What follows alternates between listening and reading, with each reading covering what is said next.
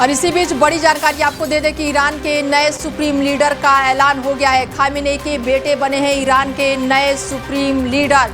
मुजत्तबा Khamenei बने हैं Iran के नए सुप्रीम लीडर। बड़ी जानकारी आपको दे दें कि खामेनेई की मौत के बाद से अब उनके ताजपोशी जो हुई है वो ईरान के नए सुप्रीम लीडर के तौर पर उनके बेटे का बड़ा ऐलान हो गया है। ईरान के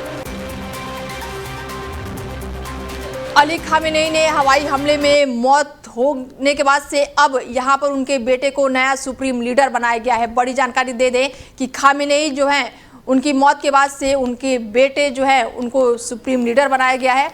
और हमारे साथ अमित जी जुड़ चुके हैं। अमित तिवारी जी हैं और उनसे जानते हैं कि किस तरीके से देख रहे हैं ये हमला जो है बीते दिनों से लगातार देखने को मिल रहा है।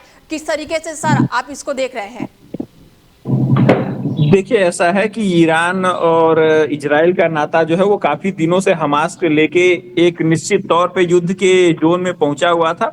और आज इजराइल ने उसको खुमैनी साहब को मार के ये साबित कर दिया कि जो उनके खिलाफ जाएगा वो उनको छोड़ेंगे नहीं।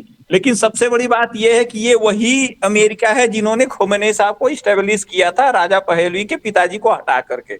तो एक पुरानी दुश्मनी है जिसका बदला दोनों लोगों ने मिलके लिया है। अब इसमें ये इस्लाम के लिए तो मेरे हिसाब से बहुत बड़ी क्षति हुई है खुमैनी साहब का जाना। बिल्कुल। ऐसे में अब जो ईरान के लीडर बने हैं वो उनके बेटे बने हैं, तो क्या वो भी इसी तरह सत्ता चलाएंगे? अब देखिए, अब ईरान की पब्लिक उनको एक्सेप्ट करती है कि नहीं करती है। देखिए, 1979 में जो हुआ था वो ईरान के जेहन में एक पीढ़ी के दिमाग में आज भी बैठा हुआ है। और वहाँ जो राजा पहलवी साहब हैं वो भी ईरान आने की कोशिश कर रहे हैं। तो देखिए वहाँ की जनता कैसे इसको एक्सेप्ट करती है। लेकिन एक चीज ध्यान रखिए कि किसी भी कंट्री में अगर बर्थ रेट चला जाता है तो ये बात ध्यान रखने वाली होती है कि वहाँ की औरतों ने उस रिलीजन को मानना बंद कर दिया है। तो मुझे नहीं लगता कि खुमैनी साहब के लड़के को वो पॉपुलैरिटी मिलेगी जो खुमैनी साहब को मिली है। तो ऐसे में क्या लग रहा है अमित जी कि आने वाले समय में ईरान इसका बदला लेगा?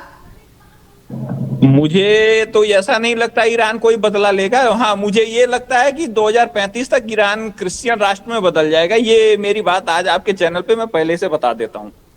ठीक है। तो ऐसे में क्या लग रहा है कि आने वाले समय में ईरान, अमेरिका और इजराइल इन तीनों में जो संघर्ष हो रहा है आने वाले समय में ये क्या युद्ध में और तब्दील होगा और भी जो देश हैं इस युद्ध में झोंके जाएंगे?